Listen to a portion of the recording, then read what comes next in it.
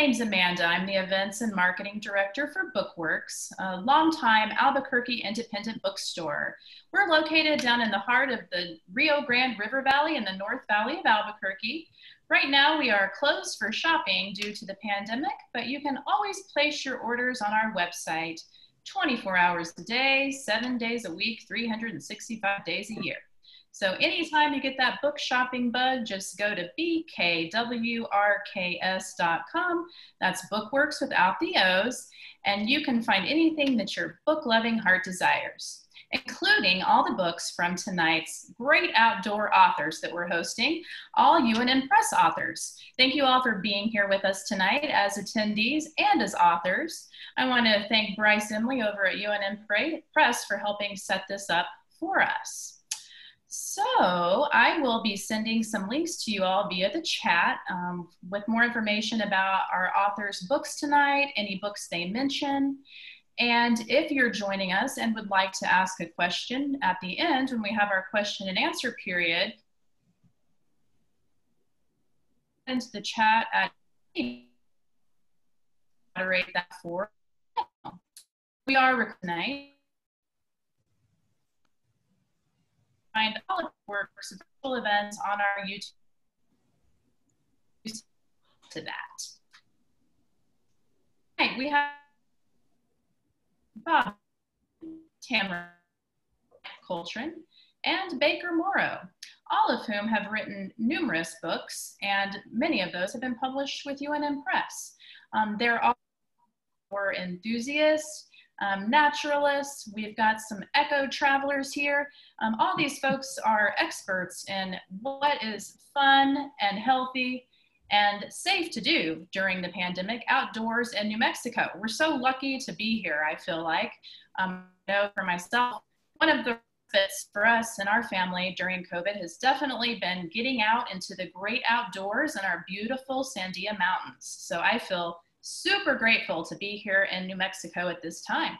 All right, we're going to kick things off tonight with Ashley Vickers. And each of these authors tonight is going to talk to you about one of their favorite hikes, favorite places to be here in New Mexico. So we'll go through each one talking about the hike and also a little bit about their books with UNM Press. So Ashley, would you like to take it away? Sure. Thank you all so much for joining us this evening. I'm Ashley Vickers. This is my book, Eco Travel New Mexico, 86 Natural Destinations, Green Hotels, and Sustainable Adventures.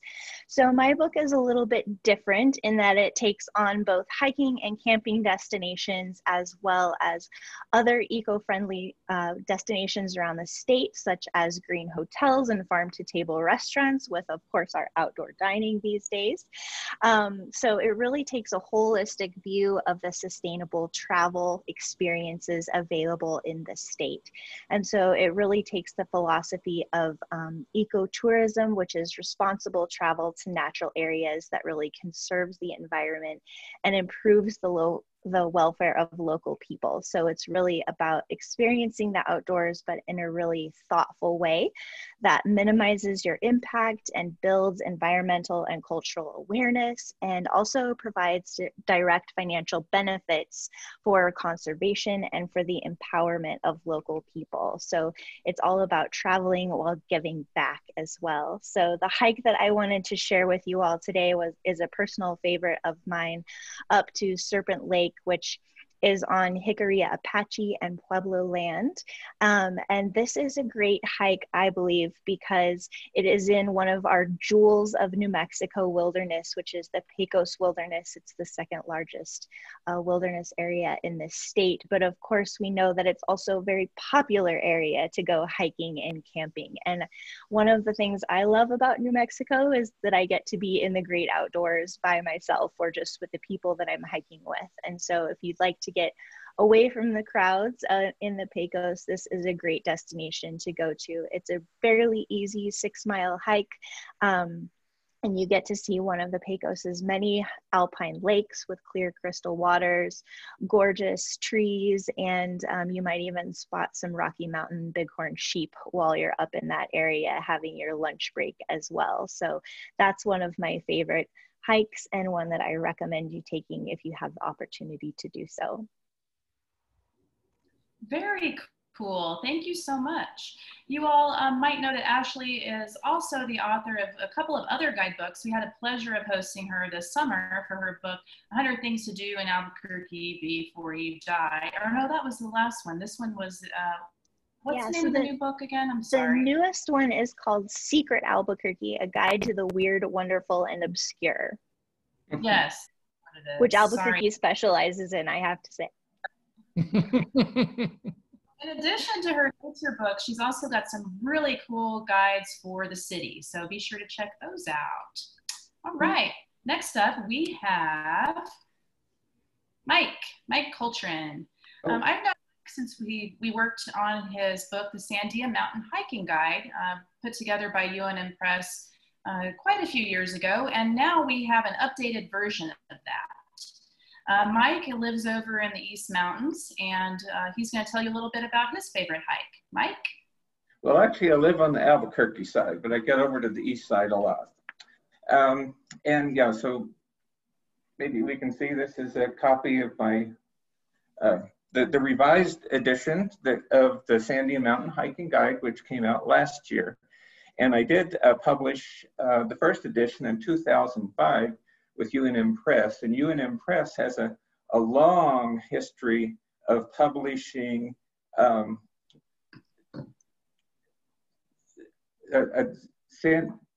Sandia mountain hiking trail books dating back to the late 70s, written by Mike Hill. He wrote at least 3 editions of his book on the Hiker's and Climbers Guide to the Sandias. And so in the mid-2000s, there was a need for an updated book. They kind of get out of date every 10 years. And Mike Hill had left town. He had moved out of town. And I was quite fortunate enough to get the opportunity to write the book. I had been hiking the Sandias at that time for probably 25 years. And I knew the mountain cold, and I actually had done quite a bit of writing, so it was a really great opportunity. And I also got to meet and collaborate a bit during the writing process with my friend Bob Julyan, so it was just a wonderful experience. So then we published last year a revised and expanded guide, or version of the hiking book. And for that reason, just like I said, about every 10 years or so, trailheads change. Some trails are rerouted. There are new trails added to the trail system. And so it just needed some freshening up. And so that's what I did in the revised version. There's, in that version, there's 8, I think I have 8 new trails plus a detail of all the trails up in the Sandia Crest area. So another 8 trails that I described. And just another addition that I put into the book was, let's see, I have some notes. Oh, I included family-friendly hikes in this edition. I thought that would be a really fun addition, and to strongly encourage families to go out to get the kids loving nature from the get-go. And so that's one of the new features. And one of my favorite hikes, which I actually probably do at least a half a dozen times a year, was the one on the screen right now. Is the hike to Del Agua Overlook. That is on the Crest Trail. To access the trail, you would drive all the way to the top of the mountain, and I've got the instructions. The easiest way to explain to get to Del Agua Overlook is just to hike the North Crest Trail from the parking lot at the very top of the mountain, and you go north about 1.8 miles, and there is this stunning overlook. And what's especially, and so it's nice and cool in the summer, so that's one reason I get up there so much. But it is the place for the aspen colors in the fall, and it's just stunning. You can see this, the photo on the screen is only about half of the view. It extends off to the right. It's completely gold, and it's just stunning when you walk around the corner and come upon the scene. So I highly recommend a hike to Del Lago Overlook, and it's about maybe a 3.5 mile round trip. So maybe I'll see you up there sometime. I sure hope so. Hey, tell me, does the new hiking guide also have the waterproof map feature that the last one did? Yes, I updated all of the maps, and so it's fun. This one even has a pocket, so it doesn't fall out of the book. There's a pocket in the back, but it's a two-sided waterproof map that's, I think, probably 18 by 24 inches in full color. And I'm a big GPS guy, so that the book and the maps have some very nice black and white and color contour maps throughout. Very cool. That was one of my favorite features about the initial guide. And it sounds like people could most definitely have both the guides because there's a lot of new information in this new one. All righty. Up next, Robert Julyan. Hey, Bob. Hey. Bob, I got to know through the Field Guide to the Sandia Mountains publication that UNM Press did. That was back also in 2005, it looks like. Bob's also the author of Hiking to History and some novels and a place names book. He's done a lot of writing out there. And you are in the East Mountains, correct? I'm in Cornwall. All right. Kind of in the Southeast Mountains. There you go. Well, do you want to tell us a little bit about, you going to talk about hiking to history? No, I'd like to talk about this little hike here. I put this one in because I don't think a lot of people know about it. I'm not sure it's in any guidebook. I'm not sure it's in any of my guidebooks. But it's just a wonderful little hike. And I included it because it is so readily accessible and it just works for all kinds of people. It's a great little, it's about a 3 mile round trip if you stretch it.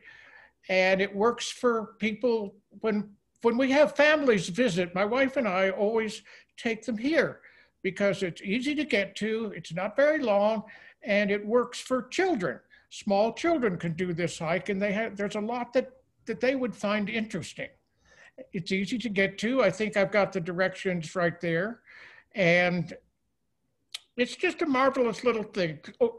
Otero Canyon, which is at the beginning of this hike, is a famous spot for birders. So if you're into birding, this is a good hike.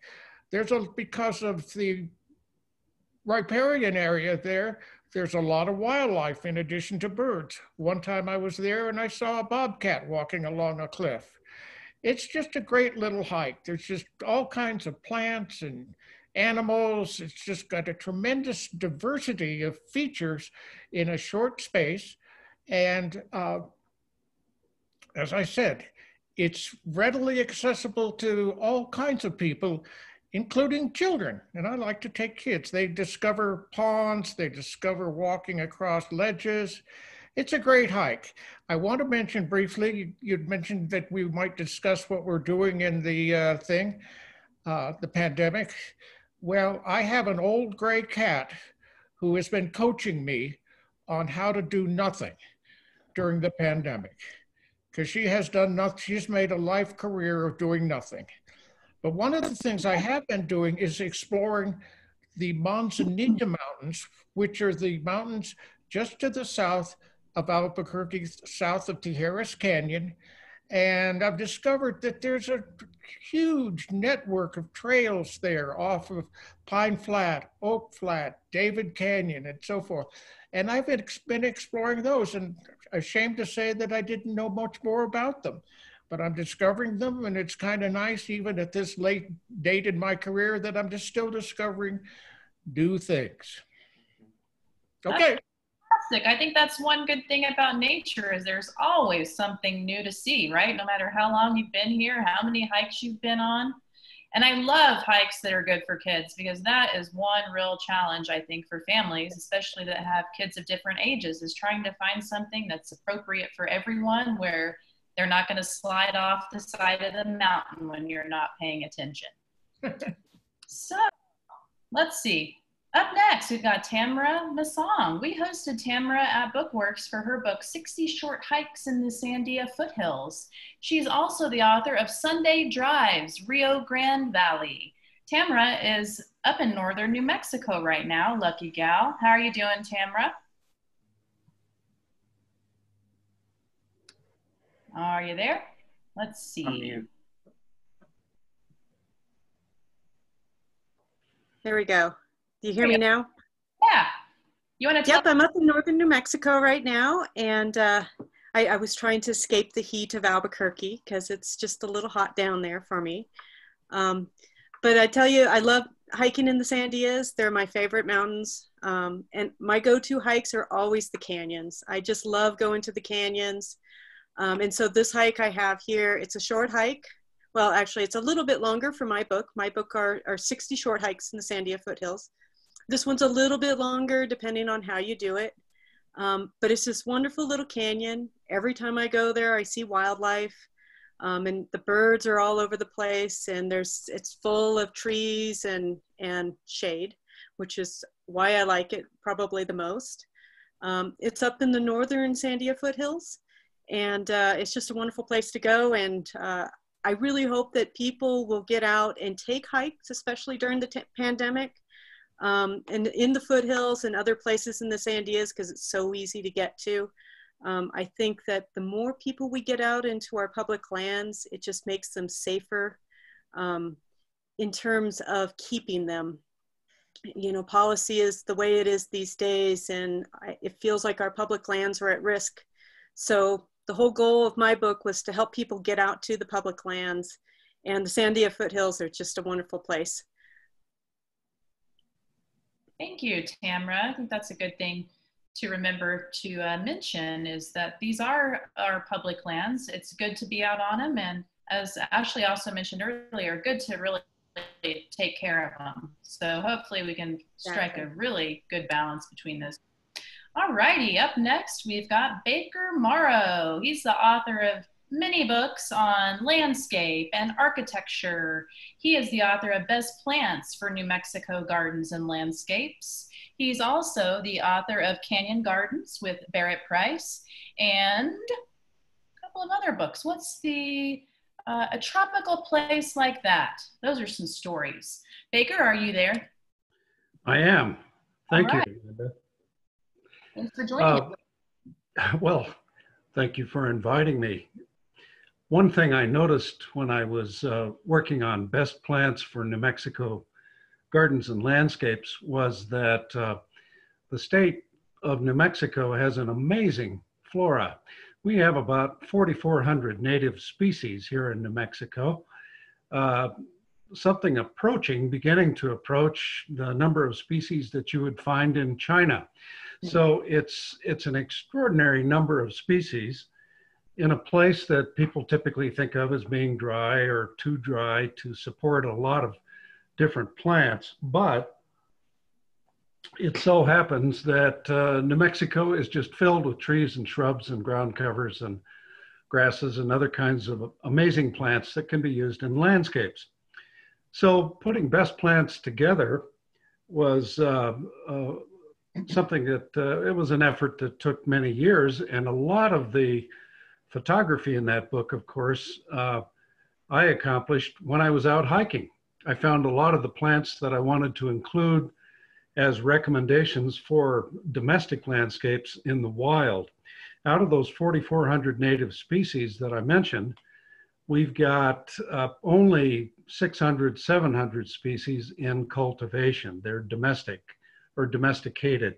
So we can use those in our gardens and landscapes, but that leaves, oh my goodness, 3,500 or more native species out there that probably would do quite well in our gardens if we just took the time to figure out where to place them and how well they would, and to find out how well they would work in our gardens and landscapes.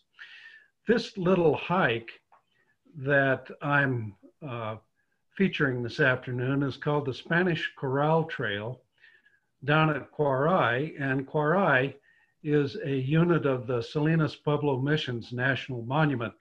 It's only 60 miles southeast of Albuquerque, but it's a completely different world. It's one of the most astonishing parts of New Mexico. And Quarai, for many centuries, beginning in about the 11th century AD, was actually a small village. It was a Pueblo Indian village, and it was settled by the Tiwas. So the other associated pueblos with Quarai would be places like Isleta Pueblo, for instance, over in the Rio Grande Valley. The people at Quarai spoke Tiwa. They built quite a village there of 500, 600 inhabitants. And when the Spaniards showed up in the early 1500s, they built the church that you see in the lower left-hand picture. But that was at the edge of the village. And the Spaniards were amazed at the numbers of gardens that the people in Quarai had built. Quarai is one of the very best places in New Mexico to see ancient Pueblo landscapes. And that's the subject, one of the subjects of Canyon Gardens, the ancient Pueblo landscapes of the American Southwest. Down along the little creek that flows through the site, through this old village, you'll find the old Pueblo landscapes, the old gardens. Generally on the south side, you'll find Spanish landscapes on the north side, and the landscape history of this place stretches back 700 or 800 years. Notice the church, which is about 3 or 4 stories tall. One of our previous authors this afternoon was talking about bighorn sheep. I think it was Ashley talking about the bighorns in northern New Mexico. There are bighorns in the Manzanos. Quarai is at about 6,900, 6,700 feet in the Manzano Mountain foothills. And the bighorns actually come down and visit Quarai sometimes. And the Park Service has pictures of the bighorns on the top of the walls at the old church. And they're grazing and browsing on grasses that grow out of the walls on the top of the church itself. What about this trail? Well, when you get to Quarai, there's a circular trail that takes you down through a whole series of shrub hollow gardens, ancient Pueblo gardens, winds along the valley, goes up the hill slope to the south, and there's this mysterious area called the Spanish Corral. It is probably neither Spanish nor a corral, but that's what people call it, and it's an interesting area that is bounded by large boulders, probably a ceremonial area that dates several centuries back. The Spanish Corral Trail takes you right through it and walks you through a series of other beautiful little pocket gardens, which you can find if you look carefully. One aspect of the wildlife at Quarai that you may also find interesting, if you don't see the bighorns, is the hillside there on the south that is just full of big green collared lizards. And they get up, they're about 1 foot long, each. They get up on their hind legs and they run up and down the hill slope. So if you scare them, they'll run right by you, and they look like little Allosauruses or a small T-Rex running by. So they tend to jump up and they make people jump at the same time. So you can walk along through this beautiful area, and the circular walk will bring you back down toward the church itself and toward the valley. Quarai was occupied for about 800 years. It's the site of 2 haciendas, an ecclesiastical hacienda from the 1500s, a secular hacienda that the Lucero brothers put together in the early 1800s, an old acequia system, and some modern constructs, modern fields from the early 20th century. So it's one of the most fascinating areas in New Mexico, and one of the absolute best ways to get to know it is to take this little trail. The upper photograph there shows kind of a ghostly figure on the cliffside. It's a fellow holding a stick. That's a digging stick, and what you're looking at is a portrait of one of the farmers who cultivated the fields down here in this southern part of the Manzanos, probably dating from the 1300s, maybe the early 1400s. So it's a fascinating area, easy to get to, plenty of shade for a picnic, great place to visit during a pandemic. I'm so glad you mentioned this and that this was your hike. I love the little trio of pueblos down there to go explore. It's so close to Albuquerque.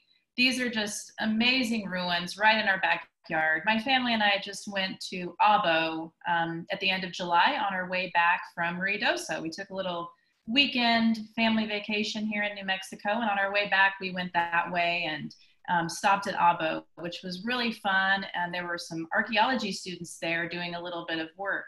So that was also pretty cool for my kids to see. So thank you all so much for sharing your favorite hikes. Does anybody have any questions? If so, you can go ahead and type those into the chat now and we'll get to them. A couple of you mentioned things that you were doing during the pandemic. I know Bob is taking advice from his cat and trying nothing and sleep a lot. Does anyone want to share what they've been doing? Have you been getting outdoors? I know it's been pretty hot this summer and we're maybe just now moving into what's a more prime hiking season. But what have you been doing while you've been home during COVID? Mike, what about you? Well, in the last 6 weeks or so, I live very near the Elena Gallegos open space, and with the hot weather, I'm now on a daily 3-mile hike through the Elena Gallegos, and I have at least a half a dozen different variations of putting the trails together, and I'm just really having a good time. So I can have my breakfast, go out for a quick hour hike, and then putter around the rest of the day. But it's been very nice, and as probably most of us have experienced, certainly a couple of months ago or during the first part of the pandemic, the Crest Highway and just all the trailheads up and down that highway just completely packed. And it's wonderful that people were getting out and doing those, exploring the areas. I'm sure lots of people were brand new to the area, but it was a little bit congested for my my preference. And so I've been looking intentionally also for trails that are a little bit less crowded. And I'll just say a quick one. One that I didn't discover, but it's one that I hadn't done in the past much, is near La Luz Trail, but it's called the I forget what the picnic ground is. Is it La Cueva? Yeah, I'm sorry. That's exactly right. I hike at the La Cueva picnic ground. It's a third of a mile to go up and hit Tramway Trail, and I can go north or south and see almost nobody, and it's a pretty good steep climb if you're going towards the north. And so that's one of the mountainish hikes that I'll do. Very nice. Yes, I went up to the Crest a couple of weekends ago, and it was probably the most nervous I've been during the pandemic. It's the most people I've been around. And granted, we were all outdoors, but there were variations on mask wearing and social distancing. So it's really hard to strike a balance right now of wanting to be outside. Everybody else wants to be outside. Luckily, there are so many lesser explored trails, and being here in Albuquerque, maybe as locals, we can know about those and stay away from some of those more heavily trodden tourist areas for a few more months. Does anybody else want to talk about what they've been doing during the pandemic? Okay, Bob, what else you got? Well, unlike Mike, I'm an afternoon hiker. And so I go out in the afternoon, sometimes 4 or 5, and I head to the mountains. Very often it's the Sandias, but as I said, lately I've been exploring the Manzanitas, and I've been able to discover a lot of new trails. Now, one thing I'm going to mention that I have been really taken with, many of you are familiar with the road that goes from Balsam Glade down to Placitas. It goes through Las Huertas Canyon there. Baker's done some fishing there, and believe it or not, we have fishing in the Sandias. At any rate, I love that road. It's a wonderful road. It's very lightly traveled. And so a lot of times when I just want a nice run, I will run on that road. And one time I kept track of how many plants I saw on the run, and I came up with 30 species just in that thing. So it's very cool. It's an easy surface. It's readily available. And I find it to be just very appealing and interesting. Thank you. Ashley, do you want to tell us more about what you've been doing? You've been promoting another new book. I have. When I'm getting outside, I'm finding, kind of like Mike said, that I'm returning to very familiar trails. I think there's so much anxiety going on in the rest of the world that I'm just really craving trails that don't surprise me much, except for the subtle changes of nature, because I'll notice something new every time I visit them. So I've been doing a lot of walking in the bosque with my pup, and going up into the Bear Canyon area, which is one of our favorite areas, and also just kind of striking out on the 365 trail and walking for however long that I want. And one of the things that I've been doing is trying to get out really early in the morning, which is painful for me because I'm not naturally inclined to get up early, but there are fewer people on the trails at that time, you know, the earlier you go. So if somebody is concerned about encountering other people on the trails, that would be it. My suggestion is just to try to get out earlier, or if you're feeling brave and want to put on a little headlamp, you could also go at dusk or even into the evenings. That's a good idea. All right, Tamara, what about you? Have you been doing some hiking? Yeah, unlike Ashley, I've really been wanting to explore new things. Just difference in personalities, I guess. Yeah, maybe. I was like, I love that. I love that contrast. Yeah, so I've actually been exploring the Jemez Mountains and all of the canyons, the really deep canyons into the plateau in the mountains, and I've just been loving it. My best experience so far is we ran into 3 bear cubs one afternoon. And the nice part about the mountains is you can go a little bit later in the day because it's not so crazy hot. But we were walking down towards the car and we ran into 3 little black bear cubs, and they were just off the trail. So we saw them running up the hill. But it was just the coolest moment to see these little cubs, and they were just wonderful. And it was just such a great experience. And unlike the Sandias, you know, the Jemez Mountains, if you get away from the roads a little, there are no people. And so, because it's just such a big area. So that's been my summer thing, is getting out of the city and seeing the mountains. I love the Jemez, one of my favorite places, probably anywhere, and so close to Albuquerque. If you haven't been there in the fall especially, wow, the aspens up there are just stunning. So that'll be coming up here in a couple of months. We have that to look forward to. Also the hot springs. Absolutely.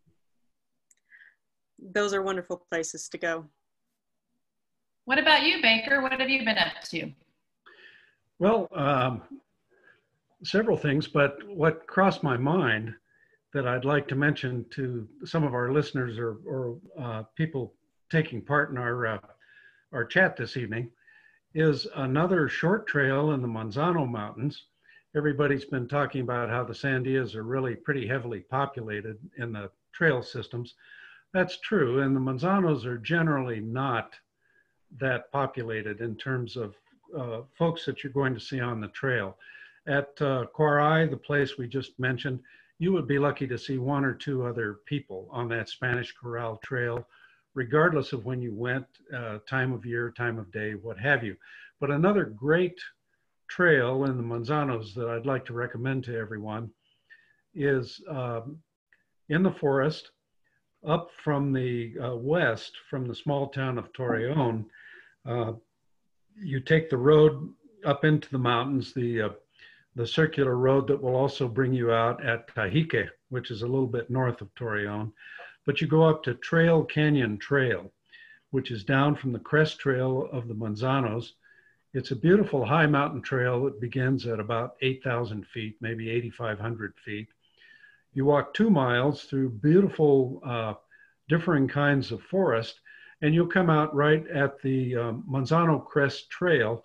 The view you get is of the Rio Grande Valley, and the canyon directly, it's quite spectacular. You can see as far west, of course, as Mount Taylor, but the canyon that's spread out below you is Comanche Canyon, which is the largest canyon on the west side of the Manzanos. And there is actually a trail that you can take down through Comanche Canyon, and you will come out at the old Comanche Canyon, or the old John F. Kennedy campground on the west side of the Manzanos. Most people don't go that far. They take Trail Canyon Trail 2 miles up to the crest, take a look at the view, eat lunch. Some people, I won't mention names, but some people have been known to take naps up there. It's a pretty good place to take a nap, shade. And you can turn around and come right back down to your car. It's about a 4-mile round trip hike.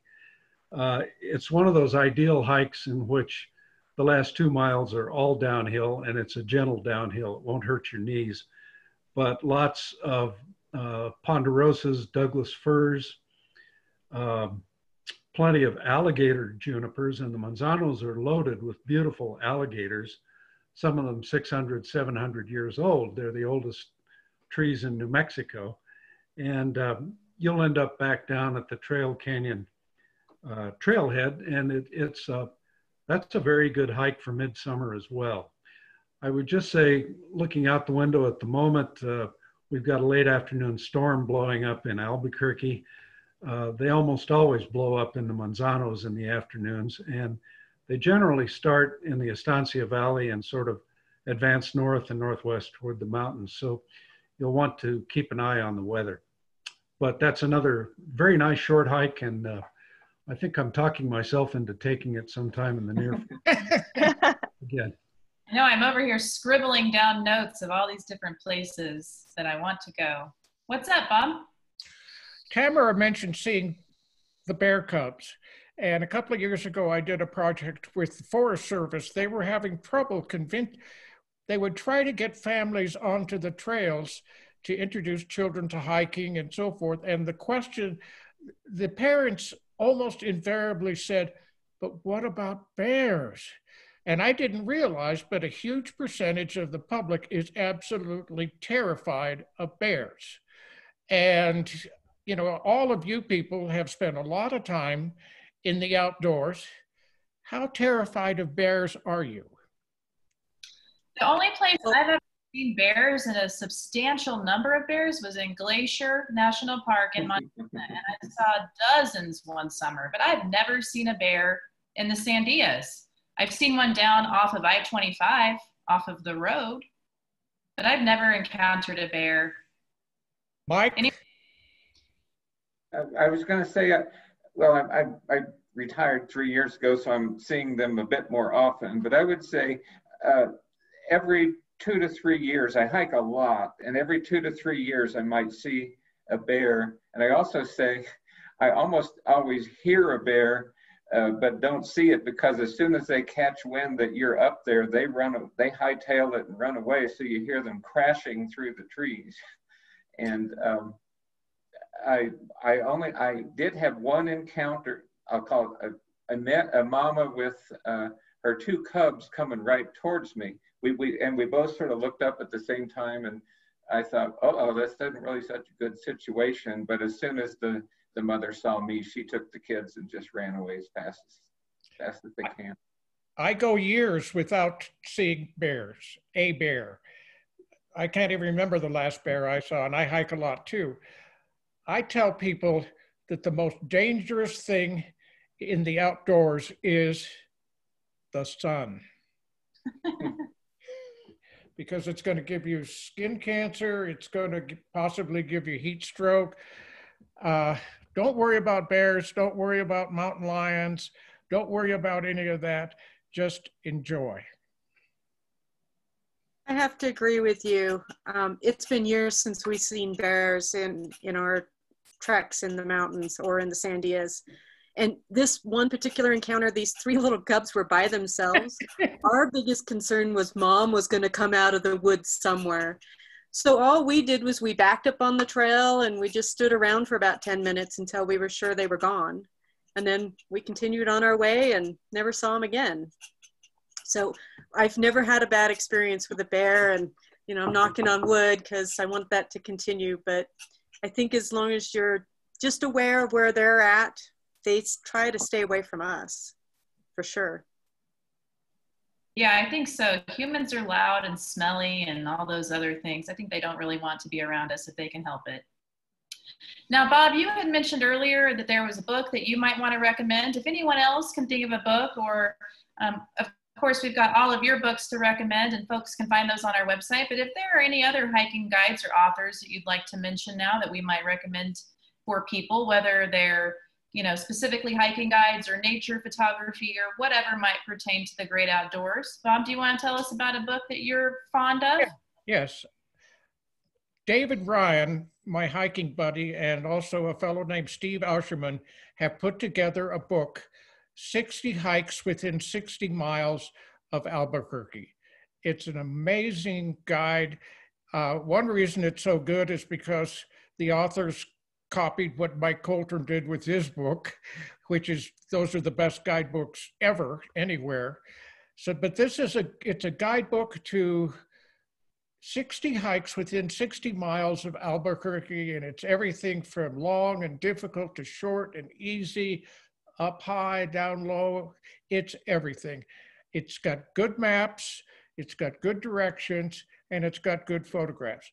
The other book I would like to recommend is Best Hikes with Children in New Mexico.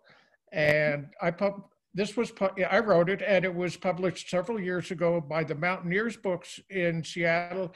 And as far as I know, it's still in print. I see it every now and then, but it addresses the fact that kids don't remember the same things about a hike that adults do. They look for different things. And have you ever had a child come up to you after a hike and say, boy, that was a great cardiovascular workout? They don't care. They want things like caves and pools and waterfalls and things like that. So this book was organized around things that kids would find interesting and that adults would still find interesting too, and presumably somewhat safe. So I wanted to mention Best Hikes with Children in New Mexico. All right, yeah, it looks like that might be a special order status at this point. So we would have to do some research on that, but it looks like it's still in print for sure. All right, does anybody else have any book or author recommendations? Okay. There's a relatively new book out that's Best Wildflower Hikes New Mexico from Christina Selby, and I really enjoy this book because I often appreciate the wildflowers, but I've never hiked intentionally with a goal of seeing certain flowers. And I've been able to take a couple hikes through her book with that intention. And so it's fun to be able to kind of see the landscape through a new lens. Awesome. It looks like that one is on our shelves. So I'll pop the link for that one into the chat. What about you, Mike?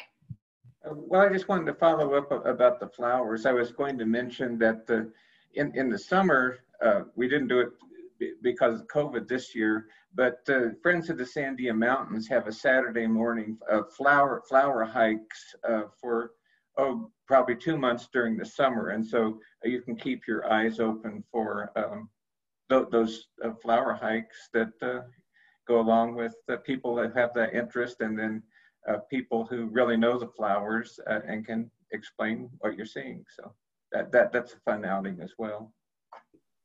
Absolutely. The Field Guide to the Sandia Mountains, full color, beautiful sections on flora, fauna, just super categorized for you. Definitely a must-have.